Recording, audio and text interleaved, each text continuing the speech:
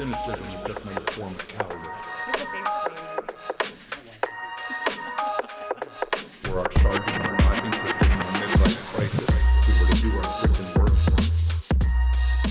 Hello, everyone, and welcome to episode 5 of the Spotlight Podcast, Success Stories for Veterans, where it is our job to break down and analyze heavy hitters in both the military and civilian communities to discover their tactics, their mindset, and their systems so you can take those and apply them to your life.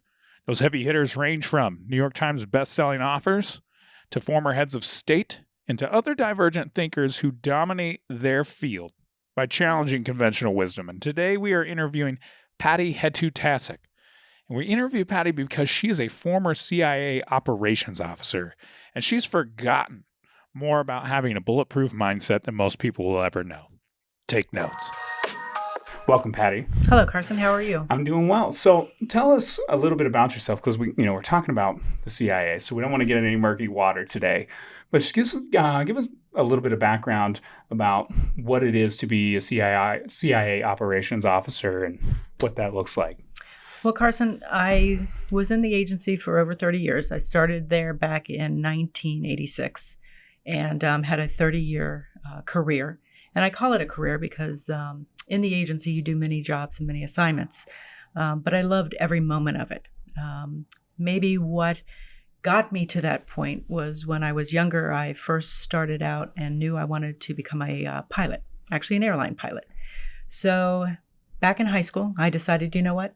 I would really like to go to a place that encompasses everything having to do with aviation. Did I do any flying before that? I did not. I actually went to Embry-Riddle Aeronautical University in Daytona Beach, Florida. And I not only took classes like everybody does in college, but also half of the day was always spent on the tarmac getting flight lessons. And so when I graduated from Embry-Riddle, what I did is I then taught flying, as well as I worked at Butler Aviation at Washington National Airport in Washington, D.C. And I then started flying part-time as a commuter pilot and flying cargo to military bases. And the bigger the airplane you fly, like a lot of you guys know, and I want to say the bigger the airplane you fly, the less you do. The airplane flies itself, and I knew that from that point on, the next step was going to be the airlines. And I said, you know what? I'm not really sure that's for me. I also started waiting for little red lights to go off or icing conditions to happen to challenge myself. And that's when I decided, you know what? I need to look at a different career. Maybe still in aviation, but a different career. At that same time, my father was actually doing a very short stint as a senior officer in the Central Intelligence Agency. And I worked as a summer employee for one summer. And the more I learned about the agency, the more I said, you know what? I understand that they have a very small aviation department. And I think I would like to apply to them. So when I did apply to them, I thought that I was applying to this very small office that basically flew small airplanes publicly in the United States. And I was telephoned by somebody who actually asked to meet me at the airport. And they flew with me. And they actually said to me, well, we got your resume and your application. And we don't want you to fly for that small company. We would like you to work for something else that's in the agency. And we really can't tell you about it. But this is what you would be doing. What was going through your mind as somebody says that sentence to you for the first time? Because to me, that would just be one of those earth-shattering moments. What were you thinking about? First of all, I was thinking, oh my gosh, how cool is this? And number two, I was like, well, I'm at a small airport with, a grass strip, and they're here telling me that I'm going to be doing some kinds of other bizarre and wonderful things. I was double checking kind of who these people were. But then again, I was only given first names. And so I thought, well, I guess this is par for the course. And when we finished the conversation, I didn't hear anything for a couple of weeks. And then in the mail, I actually got a what they call a COE, or a conditional offer of employment, from the agency. And it's conditional on you passing, the polygraph and all the medical and the security background. And that's when I knew it was real. That's when I knew, those people at that small airport really were people from the Central Intelligence Agency. And from there, as I said, the next 30 years was a whirlwind. It was just fabulous. When I did first start with the agency, one of the reasons I found out they did hire me was I was a female who understood aviation in the civilian world. I actually entered into an office with all males. All the males were either active military or retired military. And I got to tell you, Carson, as a young female at 26 years old, I was treated with the utmost respect from absolutely every one of those gentlemen. That is fantastic to hear, because I think that might run counter to more popular narratives that are out there. But you're in this, and you're saying that you think that the fact that you're a female maybe informed why you were selected, and that was possibly an advantage for you. Advantage in the sense that maybe being a female, but I think also because I knew civilian aviation, and Gotcha. at the time, the agency needed somebody who understood the civilian rules and regulations of the road, who dealt very closely with the military. Gotcha. So that we could basically keep things separate if they needed to be separate in certain specific operations, and or how do we work together. So from the very, very early stages of my agency career, I've always worked, hand in hand with the military. Yeah. So let's go back for just a brief second. Mm-hmm. So you've got this conditional offer of employment. Now, it stands at that moment, you still have the opportunity to say no. Yes. What was it that made you just absolutely just say yes? Because to me, and I think a lot of people, when they're standing on the edge of that type of decision, it's very tempting to go for the safe route, which is go with what you know, take the civilian aviation job. What clicked for you? I think what clicked for me is I needed more than just a civilian job. I needed something that I knew there was going to be challenges every day.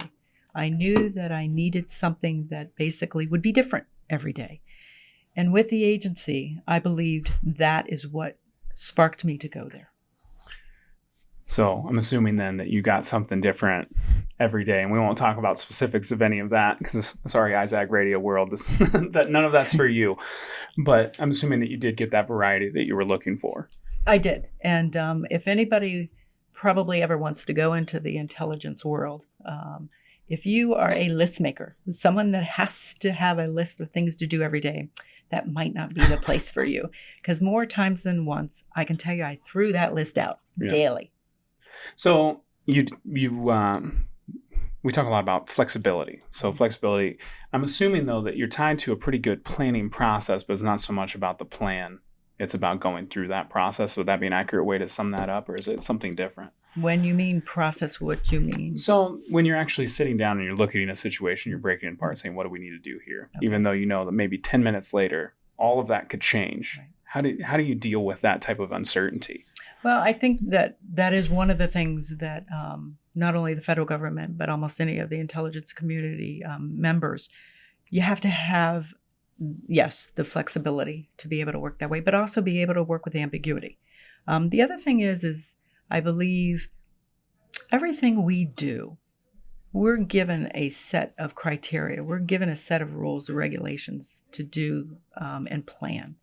And strategically, we all do that as a team. There's never one person who does everything. And so you keep going down that one path and you keep on rolling and you specifically plan on everything. And there's always contingency plans. There's always plan B. There's always plan C. I mean, I think everybody does that. But at the end of the day, when you have a good plan to go on forward the following, day, following week, after it's all been approved and you've gone to the 7th floor and everybody's okay with it, you know what? That's what kind of gives you that pat on the back because you've done a good job planning, and then you can actually go and deploy and get that done. Gotcha.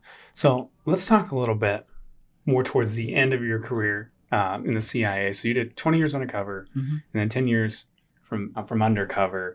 And towards the end, you said you started getting into recruiting. Right. What did that look like, or what can you tell us about that process for anybody who's looking to get into that? How can they utilize their military career to gain maybe an advantage in that realm? Right. Well, Carson, the last couple of years, it was actually my last assignment, as I've already alluded to. In the agency, you have many assignments throughout your whole career. I did go to the recruitment center. And in the agency, they're a little bit specific in the sense that they use active operators or active engineers or active analysts to actually recruit for the people that, honestly are going to replace me when I retire. So that when you can ask me what did I do for a living, I can honestly tell you. I'm not an HR specialist. If you want to know anything about the HR, benefits, please go to our website. But besides that, it was one of those things that recruiting for the agency, I went all over the United States to not only colleges, but also to seminars and also to military bases. Because one of the things that we did quite often, especially, as I said, in the beginning of my career and throughout my 30 years, we work alongside the military, whether active or inactive.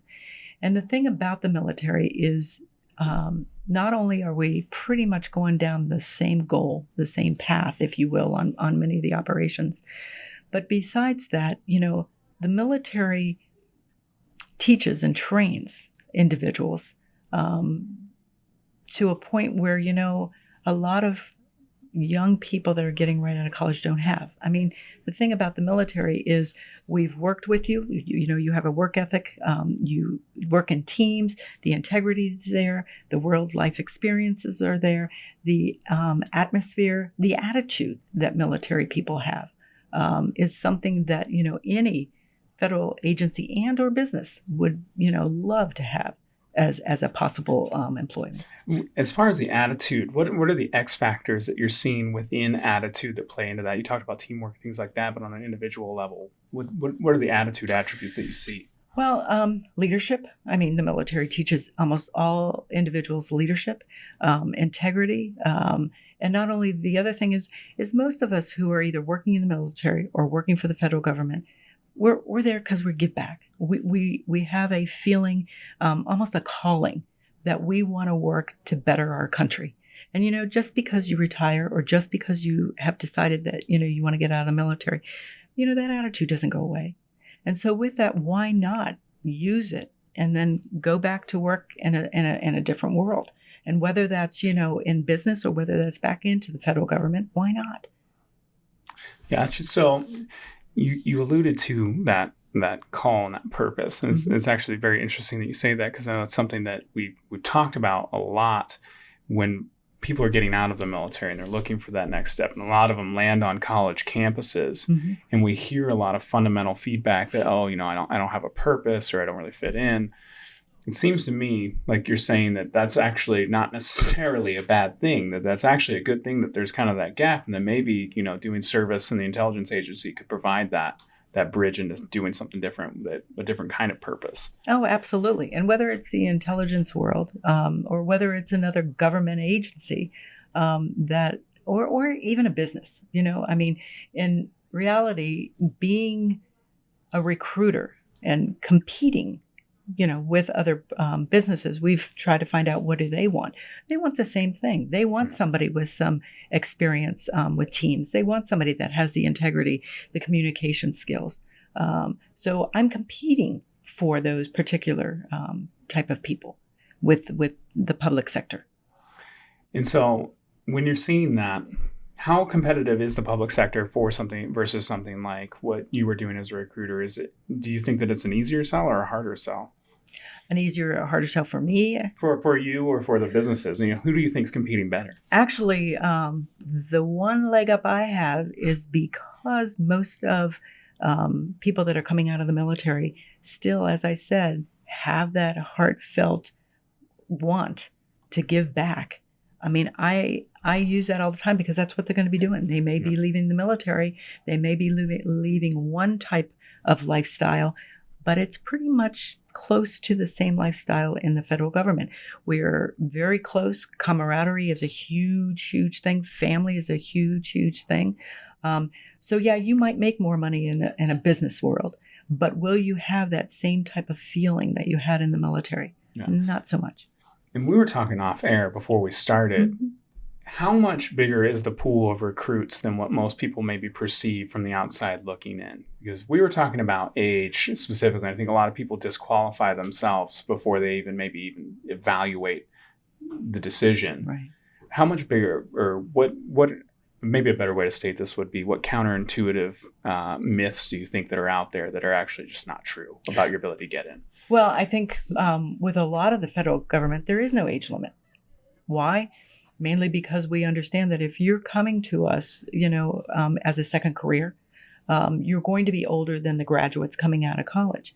But the other thing that you bring to the table that the graduates don't bring is you have that wealth of experience. Whether it was 8 years, 10 years, or 15 years in the military, you bring all of that to this new job, which I can't teach a brand new graduate coming out of school.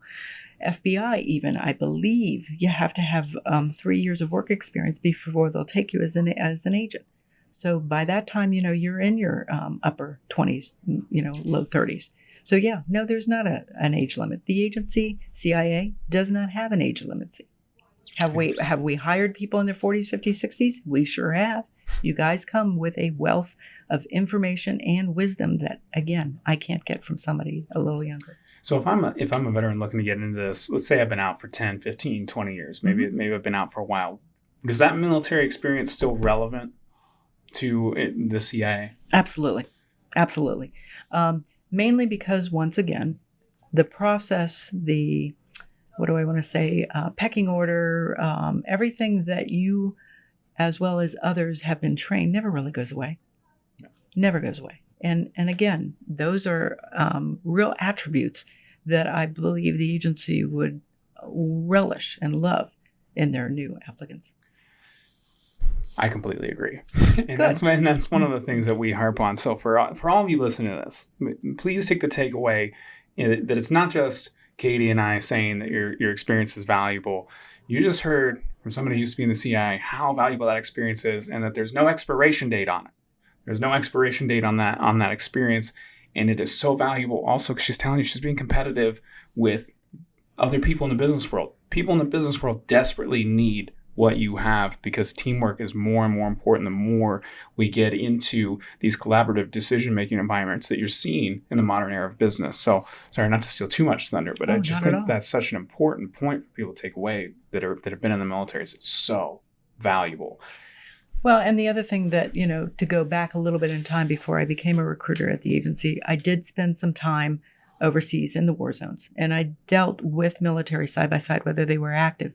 And I can't tell you how many conversations I had with a lot of military men and women that said, I've served my 8 years, I've served my 10 or 15 years, and I'm getting out and I have no idea what I want to do. And it's kind of like, well, if you like working with us side by side, why don't you switch sides? Retire, do what you have to do. Come on over. We would love you to come and work for us. And as far as lifestyle, you started to touch on a little bit. So you still get a lot of the camaraderie, you still get a lot of the lifestyle. I think it's tempting for people to believe that if you join the CIA, you're just going to disappear and never have contact with your family and friends. I mean, I'm assuming that's a myth. Can you speak to that a little bit? That is a myth. And just very much like the military, when we go overseas, we take our family with us, plus the goldfish and plus the dogs. Yeah. Everybody goes with us. Now, just like, again, in the military, there are certain assignments where family members cannot go, but they are short and far between. And those are also choices that you make throughout your career, whether you want to go overseas with or without your family. But nope, everybody goes. And usually the first out are the dogs and the cats. Those are the ones that we really pay attention to. And then the rest of the family.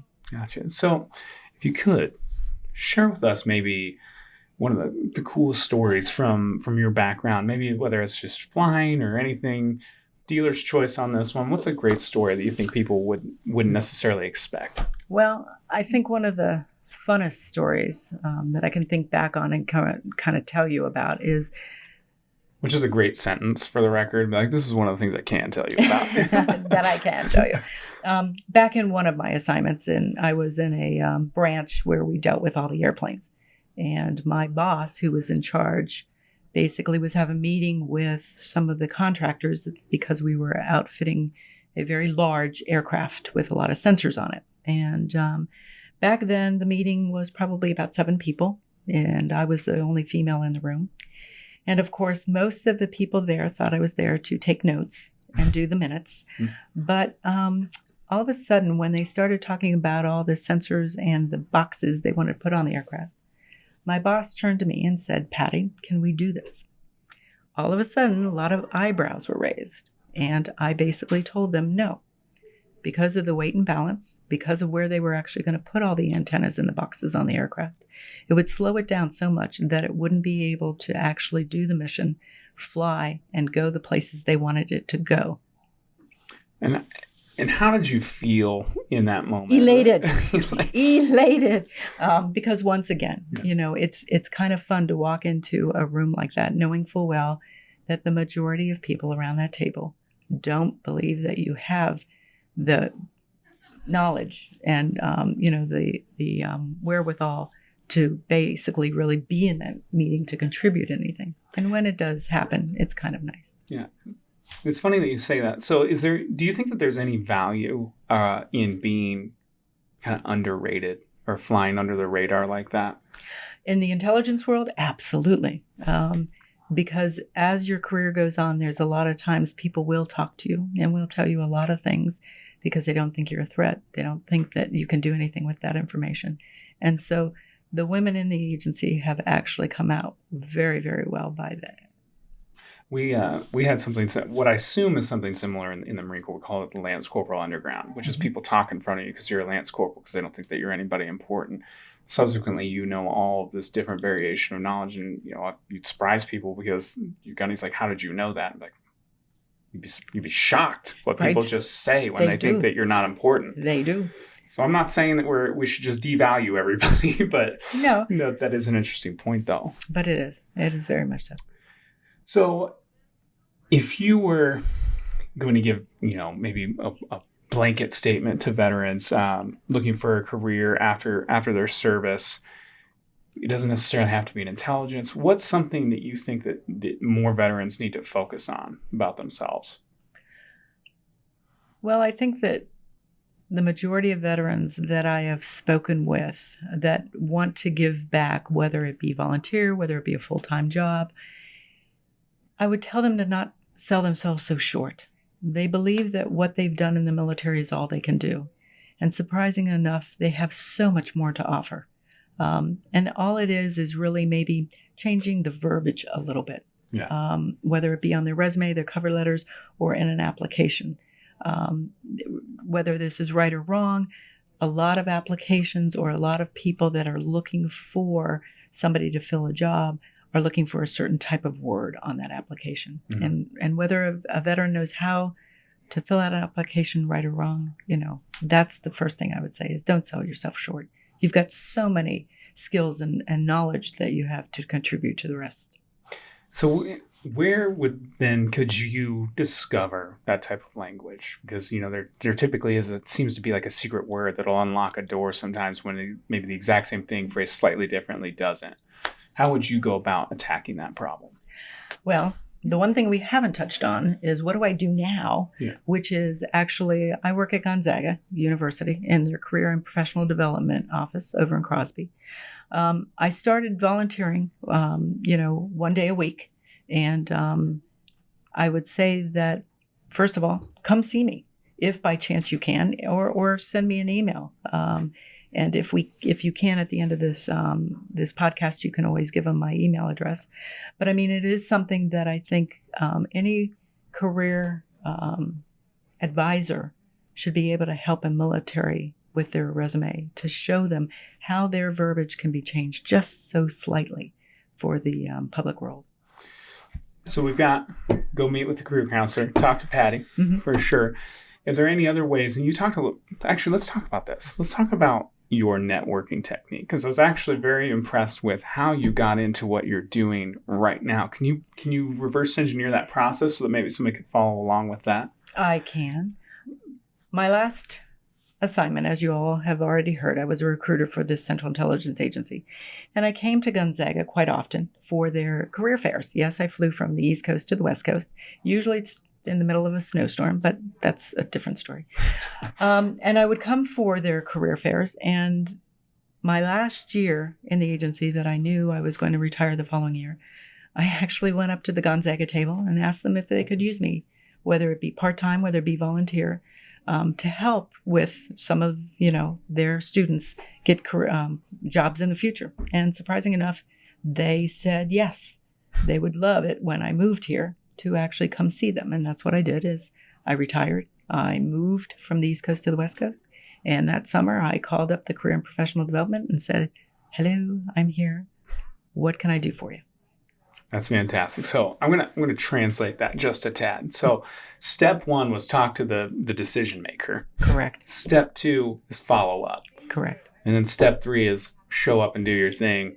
And Yes. now here you are. I am. And they offered you employment, and now everything's good. So I think one more question that I have for you. I think it's tempting to believe that, okay, that's great. I've got my resume polished. I've got all of these things. Maybe I've networked my way into it, but it's still so competitive that I don't really have a chance. Is that, how accurate is that, or, how far off? I think it's very far off. Oh. When you just said that, you said that so smoothly, like I've got everything ready, but I don't have a chance. And I'm like, again, I find that a lot of veterans have more to offer than they really think they have. And it just boggles my mind that they don't see it. And again, I don't know how to tell them or get rid of that, wipe that out of their memory or wipe that out of their, portfolio, because they do, if they want it. So one last opportunity. If there's anything else you want to say on the issue, you have any other pearls of wisdom for veterans out there that you'd like to share? Well, as I said, talking with a lot of veterans over the time, you have so much to offer. And if you're willing to at least wanting to get back into the civilian world or, any other kind of federal job, give yourself a chance.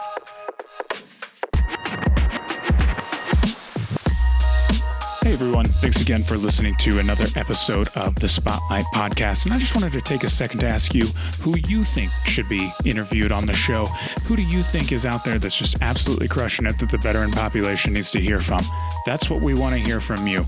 Send us your suggestions to spotlight@thezenveteran.com. That's SPOTLIGHT @thezenveteran.com. Thanks again for listening.